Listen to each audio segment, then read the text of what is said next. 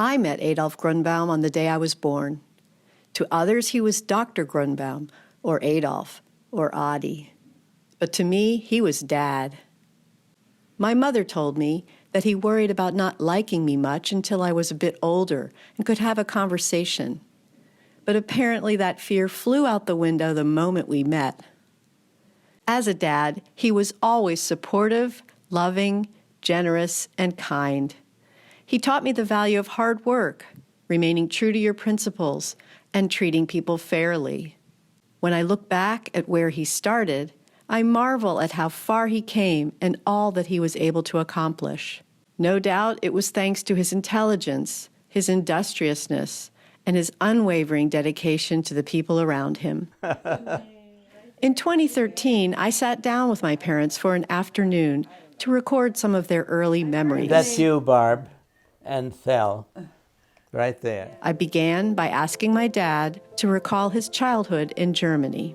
From 33 until 38, when I was 14 and a half, it was all Nazi government. So that was a time when I would hear my parents talk about what Hitler will do next. That was very threatening. So I didn't have much of a childhood because on the street there were a lot of boys who were sort of thugs and who would gang up on me and beat me up. Not all of the kids on the block were like that, but some of them, I remember, complained to me that the Jews had killed their savior. Die Juden haben unseren Heiland getötet. There had already been some segregation, such as, for example, by law, I went to a Jewish school, although it was a city operated school. They had Lutheran schools and Catholic schools, but they were public, they were not private schools. And I attended such a school, and I remember it to this day. There wasn't all that much, you see, when the Nazis were in power, you didn't want to play on the street very much. It was not a good idea. And so you were much more hamstrung in your activities than you would have been if you had grown up a carefree kid in an ordinary city. Was it the kind of thing that you were afraid a lot of the time? You are more aware of threats and dangers than you would otherwise be as a kid, much more so, and alert to them.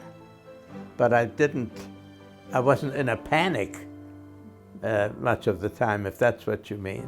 Yes. You should describe to Barbara how you first developed your interest in opera as a young boy. My first opera was Aida, Verdi's Aida, and I remember going to the Cologne Opera House, and very soon I became intoxicated with the singers, and I would hang around the opera house just before they would go in to get into their costumes, and I would watch them. My father said, if you knew these people personally, you might not admire them so much. That's where I started to be rather worshipful of those people, and they were good. They had good And how old were you? Well, I was 10 and up to 13. How do you think those early experiences formed your path in life? That's hard to say.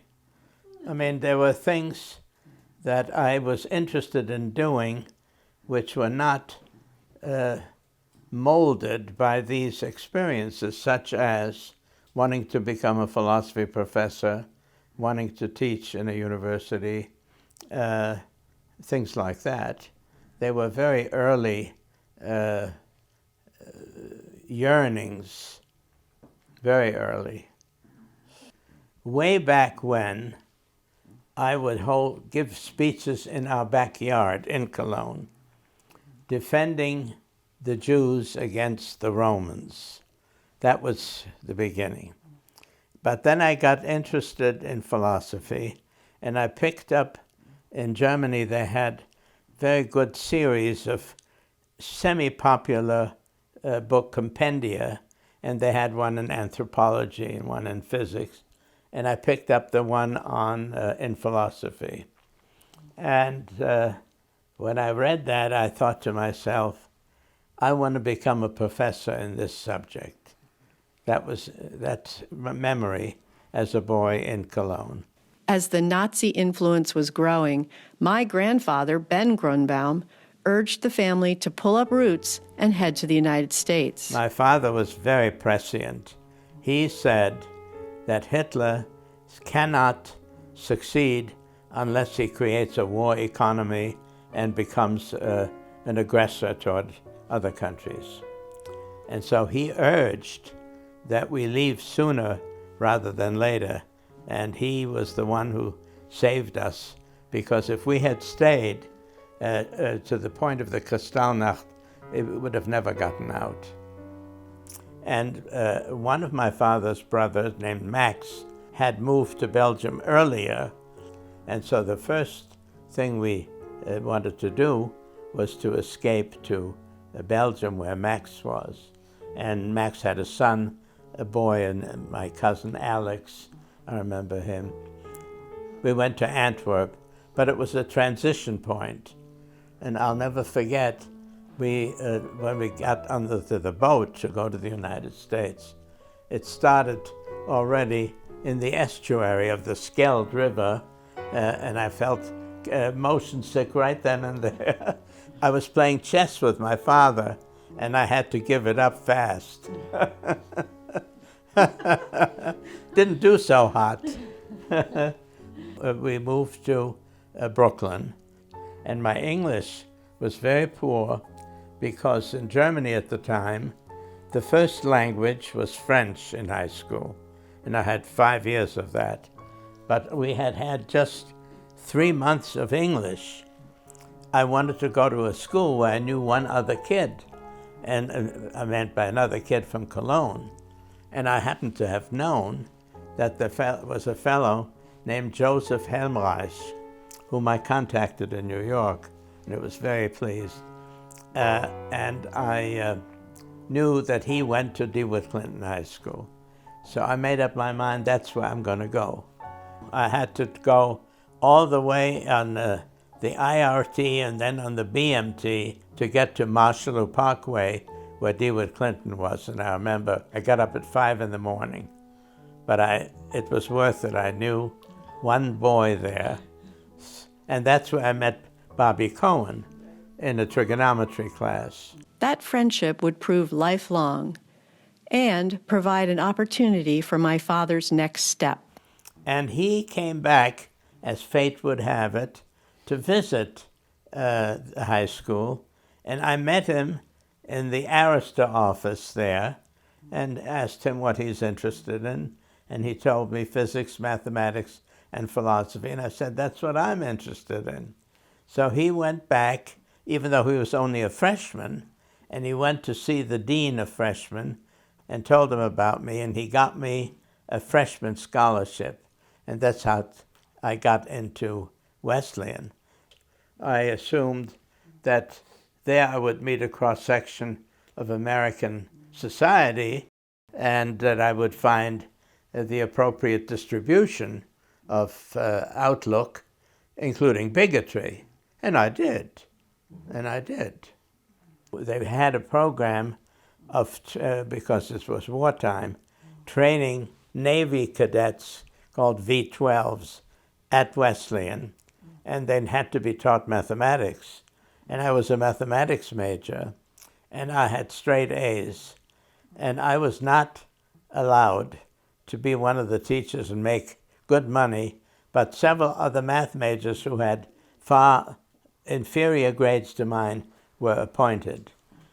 But there were many things about the school that I liked. A good many of the faculty were very congenial, and I became very respectful of them, but also in some cases attached to them. Well, of course, I was extremely fond of Cruzet, who was the chairman of philosophy, and also Reynolds, who was in the department. My father and mother began dating while he was still a student at Wesleyan, but it seems that their paths had crossed 3 years earlier. I don't know exactly when it was, but I remember I met her briefly, and she made a very definite impression on me. Well, he was still in high school, that was true.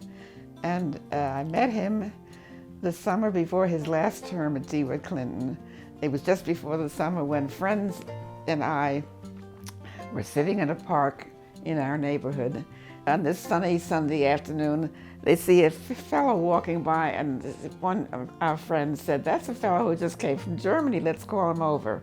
So they did, and he came over, and he could not speak English. He tried, and I managed to communicate with him, and I told him I was studying German, but I didn't understand his German that well. And so we talked for a bit, and then a few minutes later I said I had to go home, and he said he'll walk me home. And he walked me home for 2 blocks, and we talked and managed to communicate enough to realize that we're both atheists. And this became a common feeling between us both. And he thought, gee, she's, at this age, I was only 15 and a half or 16 or something like that. And so I must have made an impression. 3 years later, he was just about to graduate from college, and it was the summer, and he decided to look me up. So he went back to that house where I had lived with apartments, and he rang the doorbell, and a neighbor asked him what he was looking for, and he said, the Bravermans. So she said, oh, they moved. So he asked, where did they move to? And she said, well, I'm not sure, I don't know, about 10 blocks down that way. And that's the only information he had. And can you believe that he walked down 10 blocks. 10 blocks.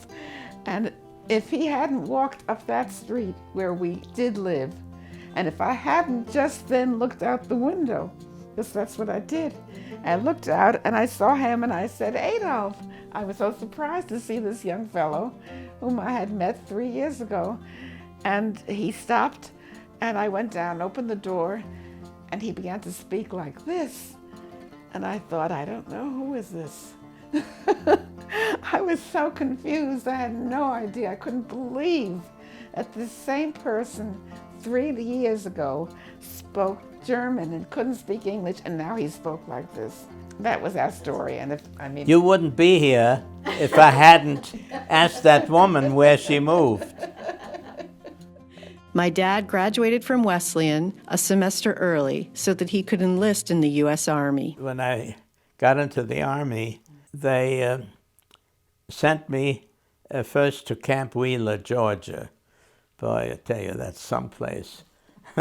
I met guys there who literally couldn't sign their name. They signed X. And I had one of them who was a buddy of mine who invited me to his family to eat some of them Georgia peaches. Hazel Johnson was his name. He was a real buddy. Anyway, very soon they knew that I was fluent in German. So they were going to send me, and did, to Camp Ritchie, Maryland, which was the training center for intelligence personnel. And there were other very interesting people there. Freud's nephew was one of them who was there, Harry Freud, who looked just like him. I have a photo of him. He was a superb organizer.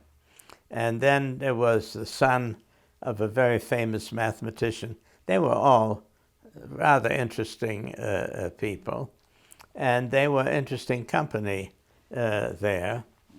And then we were shipped over to London for a short time into the Mobile Field Interrogation Unit number 2. I'll never forget that. We were shipped to Berlin, and we were in the so-called advanced party of the American army. That is, the Russians had conquered the city. And then the Americans were supposed to move in, and we were the first contingent to be moved in. And we were stationed in the former Gestapo headquarters, where Himmler had presided to interrogate prisoners of war, and that was very interesting. I interrogated various types. Well, how did it feel? You're standing there face to face with these people who, Could have killed me, would have. Well, it was very stressful to see some of them, and some of them were very brazen and arrogant. By the end of 1945, my dad was shipped home. Soon after, he began a PhD program at Yale.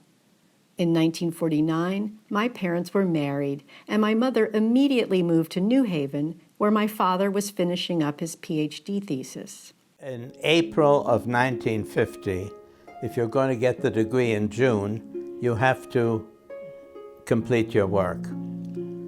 I had enough to get the degree, but I wasn't satisfied with my thesis. So all the other professors said, get your degree and you can do more afterward. Hempel was the only one who supported me, and so I didn't turn it in until September of 1950, which meant formally I didn't get the PhD until mid-year graduation, February 51. It was on Zeno's paradoxes, about which I wrote a book, as you know. And he needed a typist, and I was a bad typist of his. And so I typed his thesis. We lived with the Cohens, who had a nice house, and they allowed us to live there without any rent, of course. And we had one room where I just worked hard on typing all the time. In the fall of 1950, Professor Adolf Grunbaum began his teaching career at Lehigh University. Yeah, I remember that I felt fortunate to get the job at Lehigh because in 1950, the universities hadn't yet begun their big expansion with all the GIs coming back. And there were very, very few academic jobs, and I got one of them at Lehigh, and I remember I was very pleased. Lehigh was in Bethlehem, Pennsylvania, small town. That's where she was born. One thing that was convenient about being there, it was 2 hours to drive from there to New York. We still had family. Our parents were there, and so we could go there and visit them. It made it that was easy. And so for those 10 years that we were there, we were very happy that we were able to do that. Yes, and I liked Lehigh. It was a very constructive environment, and I had very nice colleagues. They were very favorable to what I did. After 2 years, they gave me a prize, and then they gave me another one. He got a prize of $1,000, and we were both learning to drive. I took lessons first and passed, and we bought this car for $1,000, the same right, $1,000 exactly. that he won. That was the first one. 10 years later, my parents made the move that would define the rest of their lives. And then Pitt came along and really had a wonderful provost. Charlie P. Lehigh to try to... Who swept me off my feet. Yeah. It was wonderful. And others, schools that really, Yale and other places, fairly soon tried to get him from Pitt to come to them. They offered me a full Princeton, professorship. Yale, they all tried to hire him, but by then he was building something that he knew was a good thing to stay with. There was a very good friend of mine whom I knew from Minnesota, Wilfred Sellers, who was at Yale and who had hoped that I would come.